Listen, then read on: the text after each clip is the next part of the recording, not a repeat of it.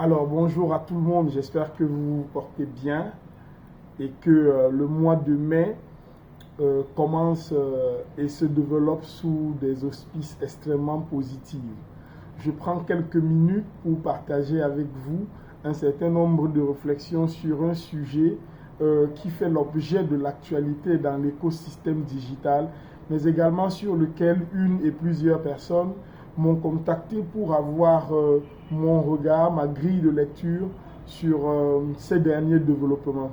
Il s'agit notamment de la Centrafrique, la République centrafricaine, qui a légiféré et promulgué une loi qui encadre et entoure les activités cryptographiques et notamment l'utilisation du Bitcoin comme l'érection du Bitcoin comme monnaie légale dans ce pays voisin du nôtre au Cameroun. Alors, beaucoup de gens m'ont demandé quel était mon avis, quelle était ma grille de lecture de ce développement. J'ai été contacté par quelques médias auxquels j'aurais, les derniers jours de la semaine dernière, fait quelques réponses. Et il me plaît donc de partager avec vous qui suivez nos réflexions, vous qui accompagnez les activités de Wagana Africa, les réflexions que nous avons eues sur ce sujet. Et il se trouve que très rapidement, après l'adoption par la République centrafricaine de cette loi, un certain nombre de journaux ont titré sur la réaction de la Banque centrale des États d'Afrique, de la Banque des États d'Afrique centrale, qui mettrait en garde la République centrafricaine contre cette décision. Donc il me plaît d'entrer de jeu pour fixer le cap de la réflexion que nous allons faire, de dire qu'il n'y a rien d'étonnant à la réaction de la BEAC. Les gens ne devraient pas s'émouvoir que la BEAC ait une réaction plutôt négative, ait une approche plutôt martiale vis-à-vis de la République centrafricaine. Cela n'est pas étonnant quand on sait que en tout cas, si vous abordez les questions de la crypto-monnaie au-delà de l'aspect de la simple spéculation financière qui peut permettre de gagner un peu ou beaucoup d'argent, si vous l'abordez sous le prisme des enjeux géostratégiques et financiers qui irriguent les veines du monde en ce moment, eh bien, vous devez comprendre que la BEAC réagisse comme elle réagit. Il faut se poser la question pour comprendre le postulat à partir duquel réagit cette institution financière, de pour qui travaille-t-elle? Est-ce que les organisations financières comme la BEAC travaillent pour les États d'Afrique? Est-ce qu'elles travaillent pour les populations d'Afrique? Ou est-ce qu'elles travaillent pour les mandataires occidentaux qui organisent, qui structurent et qui profitent allègrement et largement de ce que la BEAC peut structurer comme mouvement financier en Afrique francophone? Donc, on peut raisonnablement et légitimement questionner la portée, la pertinence et l'apport des organisations comme celle-là quand il s'agit de réfléchir financièrement pour les pays de la zone franc, les anciennes colonies françaises. Donc, d'un point de vue économique et stratégique, la crypto-monnaie résout autant de problèmes qu'elle en cause aux personnes qui sont dans la BEAC là. Elle résout autant de problèmes pour nous qu'elle ne leur en pose. Et on va essayer de comprendre ça simplement. Il faut observer que très souvent en Afrique, les gens parlent d'avoir une carte de crédit. C'est-à-dire que quand vous avez un outil comme celui-ci, les gens disent voici une carte, sans faire de publicité, en voilà une autre. Alors vous voyez, quand vous avez des cartes comme ça, les gens disent avoir des cartes de crédit. J'ai l'habitude de leur dire non, vous avez des cartes de débit, vous n'avez pas de cartes de crédit. Parce que toutes ces cartes-là sont plafonnées. Elles sont plafonnées à des retraits journaliers, elles sont plafonnées à des retraits hebdomadaires, mensuels, qui ne vous permettent pas de compétir avec les gens. Peu importe le montant d'argent que vous avez dans votre compte bancaire, lorsque vous voulez faire une opération, vous n'êtes pas au Cameroun, vous tombez sur une bonne opportunité. Vous ne pouvez pas utiliser votre carte Visa pour faire les retraits correspondant à l'affaire que vous voulez, parce que vous avez un plafond que vous ne pouvez pas dépasser. Si vous voulez le dépasser, il faut aller négocier avec votre banquier pour qu'il vous donne l'autorisation d'utiliser votre propre argent que vous avez gagné à la sueur de votre front. Donc, vous voyez, ce type de flicage avec les questions que l'on vous pose, qu'est-ce que tu veux en faire, c'est où, ainsi de suite, ce flicage-là correspond en soi-même déjà à une sorte de castration financière qui rend les Africains francophones incapables, incompétents et inaptes à compétir avec les hommes d'affaires, les entrepreneurs du monde entier. Pendant que d'autres ont accès à toutes les affaires parce qu'ils ont des facilités financières, eh bien nous, nos cartes de débit que nous avons ici ne nous permettent pas de compétir à l'international avec les autres entrepreneurs du monde. La crypto-monnaie en soi permet déjà de corriger cette faiblesse initiale, c'est-à-dire que un entrepreneur, où est-ce qu'il soit sur la terre, qui a les crypto-monnaies, peut désormais interagir avec n'importe qui dans le monde en proportionnellement à l'affaire qu'il a à faire et au patrimoine qu'il a dans son ou ses portefeuilles cryptographiques. Donc, vous voyez que la castration qu'impose le système financier classique aux Africains francophones est résolue de façon extrêmement simple dans les crypto-monnaies. Mais une fois que cela est dit, on évacue. On peut venir à des sujets un peu plus fondamentaux encore. Mais avant d'y arriver, permettez que je relève quelque chose. Quand un jeune Africain veut se lancer, quand on sort de l'université, quand on rentre dans les affaires chez nous au Cameroun, chez nous ici au Cameroun, et même dans d'autres pays d'Afrique francophone, quelle est la plus grosse difficulté à laquelle on fait face? C'est le financement. C'est comment avoir un capital pour lancer les idées plutôt prospères que la jeunesse africaine a en ce moment. Il faut se financer. Or, pour se financer, il faut aller, pour se financer, il faut aller à la banque. Et pour aller à la banque et avoir de l'argent, il faut avoir soit un titre foncier, soit un AVI, donc attestation de virement irrévocable. Combien de jeunes ont un travail qui leur permettent d'avoir un AVI et combien de jeunes ont des titres fonciers leur permettant d'aller chercher un crédit? Eh bien, c'est proche de zéro. La crypto-monnaie répond à cela et résout le problème. Alors, la crypto-monnaie va permettre aux jeunes Africains, aux jeunes artisans, de pouvoir développer leurs compétences, développer leurs expertises, et répondre aux besoins des populations sans avoir besoin d'aller vers la banque pour chercher les financements. La plus-value que l'on peut dégager dans le trading des crypto-monnaies, les plus-values que l'on peut dégager dans le holding des crypto-monnaies, si les populations s'y lancent, eh bien, va permettre de développer des activités qui sont impossibles à développer dans nos pays actuellement, du fait de l'ostracisme créé par la finance classique. Donc, il faut comprendre fondamentalement ce qui est en train de se passer. C'est une bouffée d'oxygène, c'est une vaste bouée de sauvetage que la crypto-monnaie va faire souffler sur les économies africaines, sur l'artisanat africain, sur la petite économie là à l'intérieur qui bout, mais qui se meurt parce que précisément le système financier classique ne pense pas à elle, à cette économie-là. Donc, les crypto-monnaies vont apporter quelque chose de fondamental.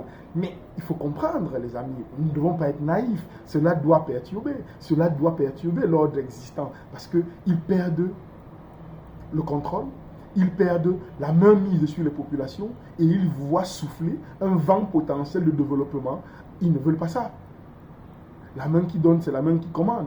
Tant que c'est eux qui donnent notre argent, tant que c'est eux qui nous disent combien ça coûte, tant que c'est eux qui commandent la valeur, eh bien, ça les arrange. Nous ne serons rien. Lorsqu'on pense pour vous, sans vous, on pense contre vous.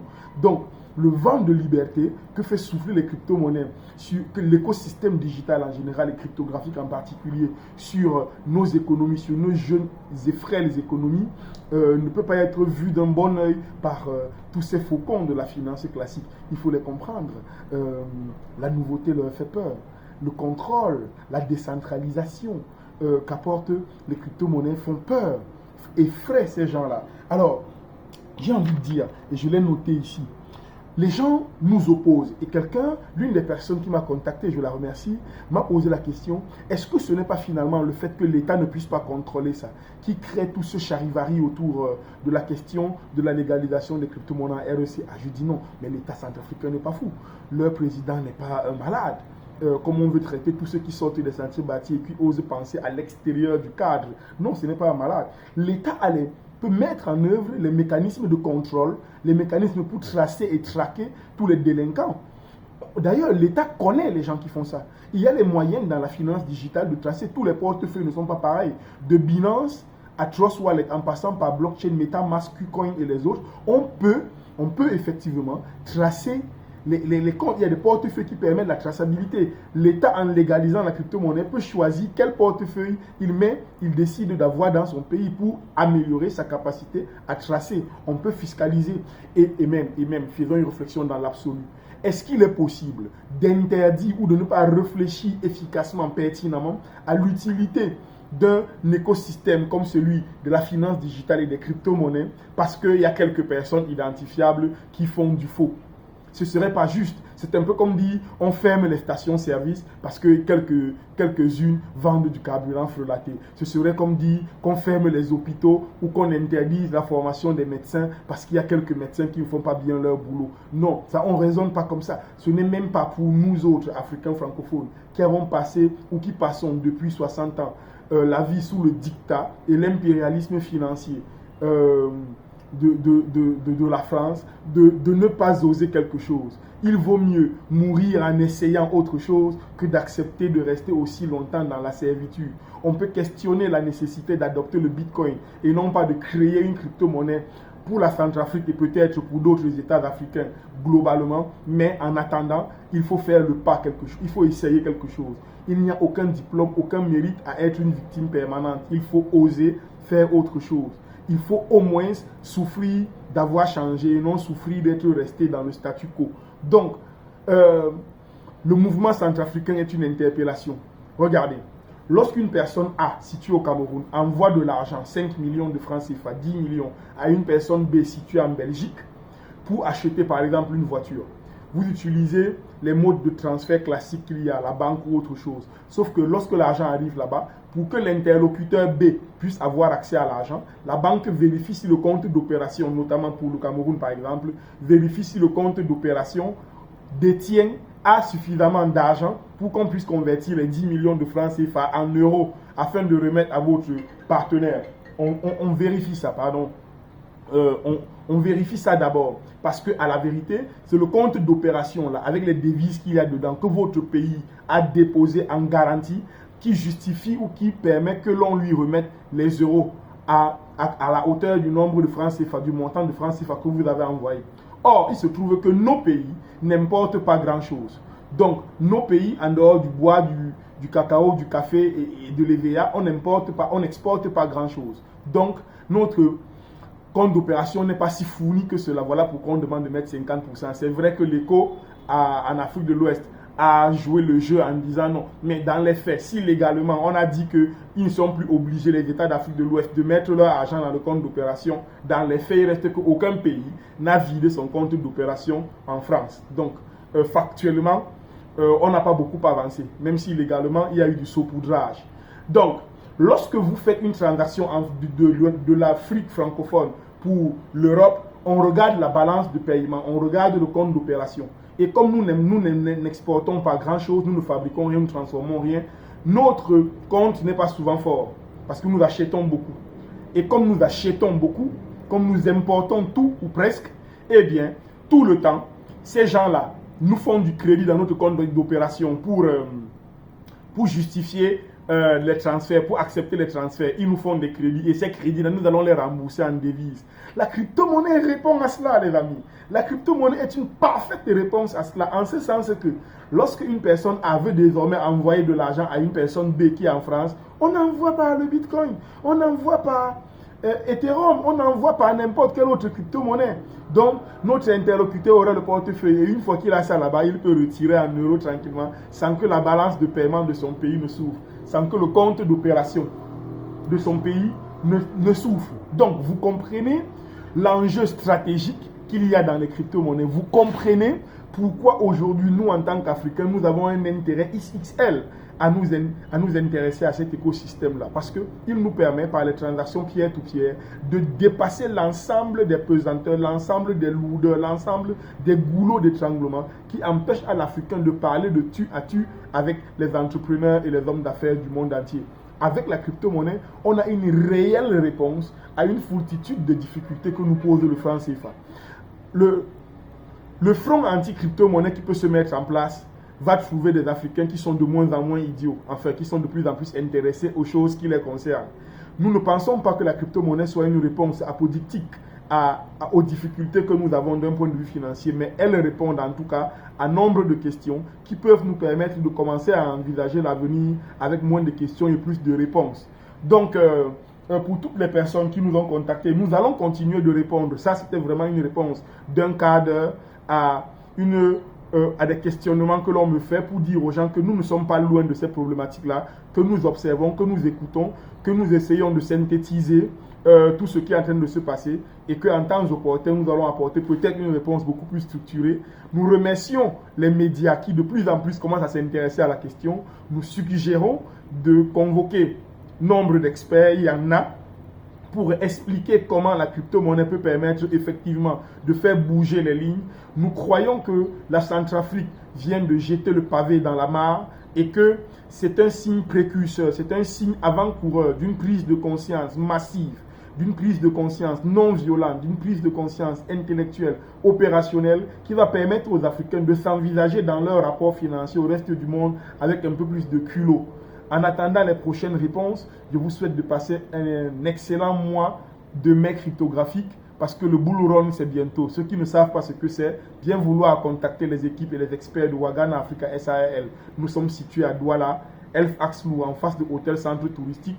Nous répondons à l'ensemble de vos questions sur les sujets liés à l'économie numérique en général, aux crypto-monnaies en particulier, et nous vous accompagnons dans la démarche de compréhension d'une part, mais d'investissement d'autre part dans les monnaies digitales, parce qu'elles sont une porte, mais alors une très grande porte de sortie pour tous ceux qui, comme nous en Afrique, ont des soucis de financement, pour tous ceux qui, comme nous en Afrique, ont des difficultés à produire le capital leur permettant de mettre en œuvre un certain nombre de projets et d'idées qui sont les nôtres en Afrique. Nous ne détestons pas le franc CFA. Nous aimons simplement l'Afrique et les Africains. Merci.